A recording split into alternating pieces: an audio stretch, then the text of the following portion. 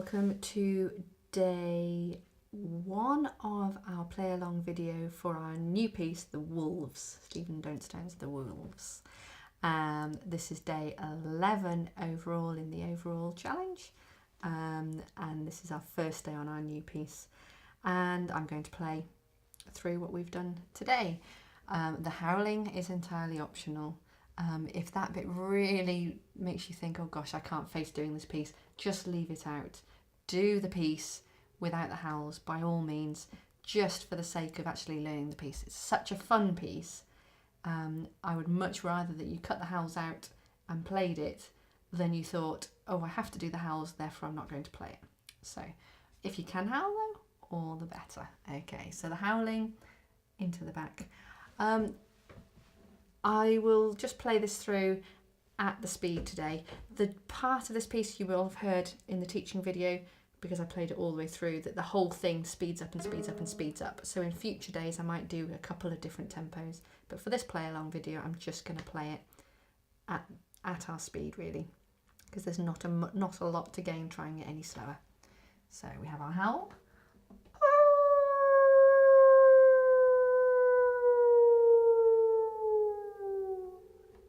You let that ring out, and then we start at the top of the harp. 3, 4. 3, 4. 3, 4.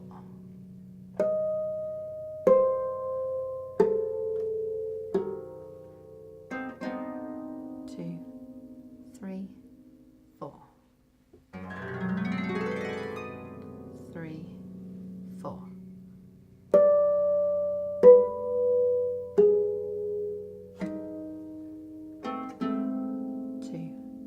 3, 4.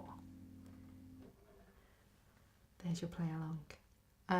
Technical elements that you might want to pay attention to.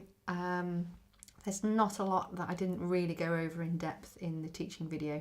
Our glissandi, the first glissando starts on my harp. It's the very highest string on the harp. It's the top A, and it goes over the course of the first 2 beats. 3, 4, so that by beat 3 we're silent.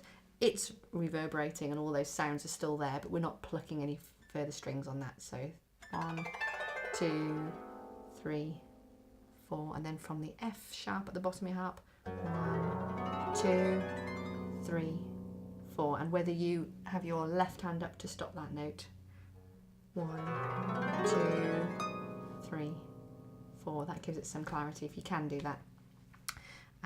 The harmonics, I went into quite a lot of depth on the teaching video about the different ways of playing those, and that cheat of potentially drawing on your strings. Like I mentioned in Karen's piece, my strings are gut strings, and marking it with a biro doesn't do it any harm on my harp. It's up to you if you want to do it. If you've got different strings, you may think maybe I don't want to do that, and that's your shout. It's absolutely fine. You just then need to learn exactly where they are on your harp. Okay, remember that harmonics, they're played here. The sound is an octave higher. So if you find that you're just not hitting any of those harmonics at all, and it's really sort of frustrating you in moving on with the piece, you could, worst case scenario, play the notes an octave higher than written and just play them as normal notes. Okay? It's not the same effect. Don't confuse it for being exactly the same. It's not, because the effect of playing them here is much more ethereal with that bell-like quality.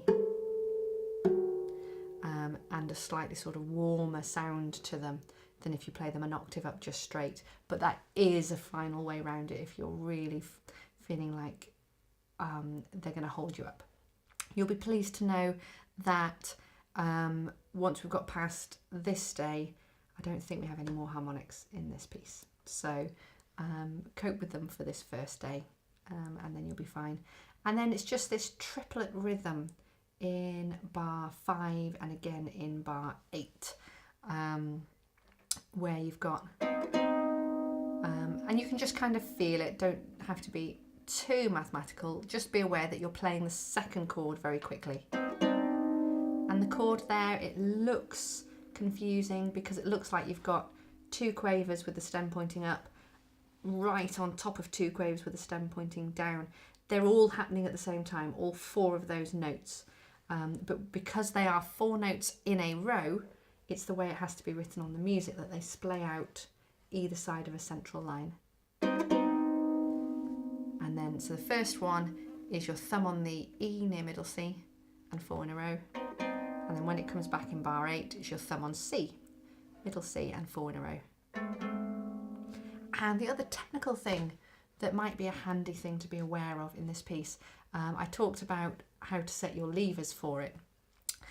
It might be interesting to know if you were to put your harp into the key of G and then just swap your E lever and your G lever. So put it into the key of G, which is normal levers and an F sharp, and then take your E lever off and put your G lever on. And that might be a quicker way to find it than always thinking, hang on, it's this one, you know, and just counting through them in order. You may help you in finding that as a quicker way. And then the other thing on this is just to watch that you keep it nice and quiet for this section. Tomorrow and in future days, we're going to be doing some significant crescendos. So really, when it asks you to be quiet, be quiet.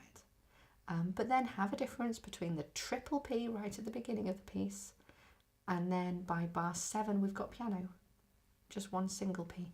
We go from triple P to double P to single P. So there needs to be a slight incremental increase in your volume through those 3 bits. Okay, I'll see you tomorrow.